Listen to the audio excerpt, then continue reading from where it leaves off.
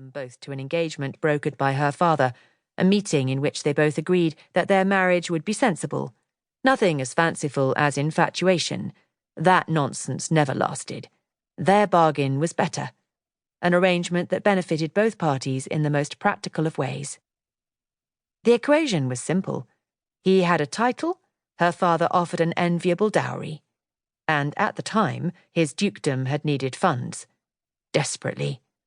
Now the Ashmore coffers were healthier, his sisters could finally feel a bit more secure socially and financially. He'd been able to recoup much of what their father had squandered via investments. His engagement was not as necessary as it had once seemed, which allowed him to notice one very relevant fact. His fiancée loathed him. Perhaps it was that he was too joyless, as she'd once accused, or didn't enjoy parties as she did. Or maybe his own need had blinded him to her reticence about the match from the start, despite her family's glee over matching their daughter with a duke. He didn't miss the irony of Lady Davina hating him now for the very propriety that had persuaded him to marry her in the first place. "There are matters more important than duty, Ashmore." "Such as?" He was baiting her, but couldn't help himself. He preferred plain speaking, and she'd been prevaricating for days.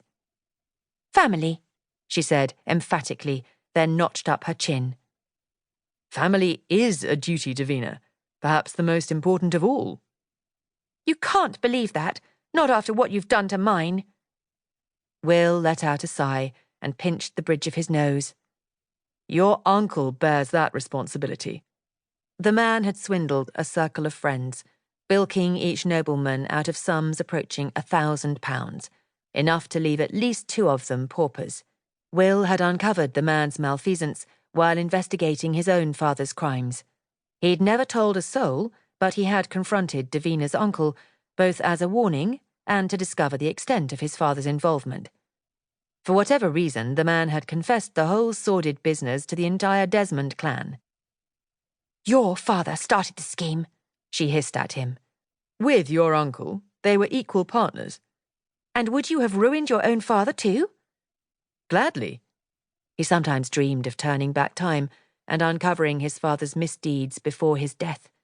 How he would have relished seeing the man face some kind of justice for the damage he'd done to their family and the dukedom. "My goodness, you are cruel." Perhaps he was. He'd been told as much before.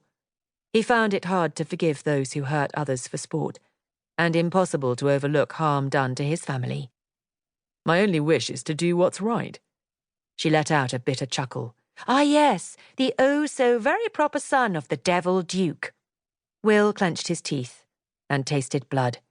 Any mention of his father dredged up an endless well of anger inside of him. "He's not the duke anymore, and it falls to me to restore my family's reputation." Davina remained freakishly still, as if she held her breath. He was prepared for tears, shouting, or even the possibility she might leap across the carriage and bash him as her glare told him she wished to.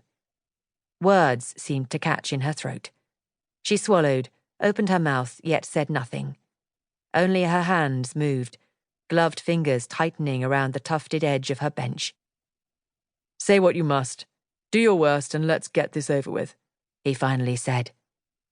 Her blue eyes narrowed. "Have you ever failed, Ashmore? Made a mistake, brought scandal to yourself and your family?" Her low, whispering tone sent a shiver down his spine. "Never." He rasped out the word. She spoke his greatest fear. "One day you will."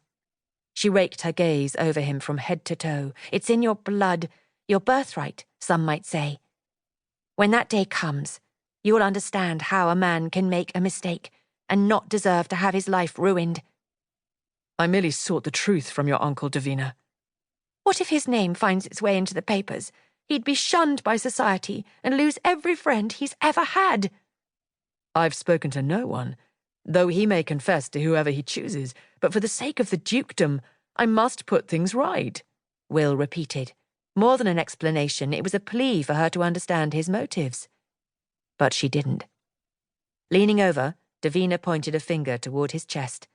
At the same moment, the carriage rolled to a stop, and she settled against the squabs.